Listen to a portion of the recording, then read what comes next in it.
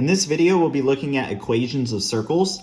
So here we have the equation for a circle where we have r squared is equal to x minus h squared plus y minus k squared, where r is our radius and hk is the center of our circle. So that's this term here as well as this term here.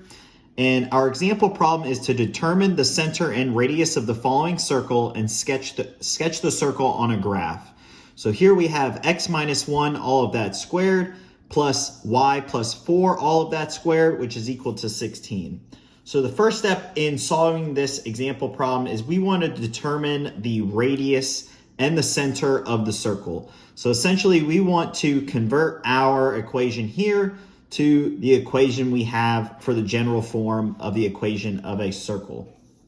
So you can see we'll go ahead and write our equation of a circle, and then we will write our example underneath it. And the goal is to make our example problem look similar to the equation of a circle. So that way it's very easy to spot what the center is as well as what the radius is. And so you can see the left-hand side, we didn't have to manipulate anything for it to look like x minus h. But on the right-hand term, we had to manipulate it a little bit so that way it looks like y minus k. So we'll have y minus negative 4, all of that squared. And we know that 16 is 4 squared. So that will be our r term.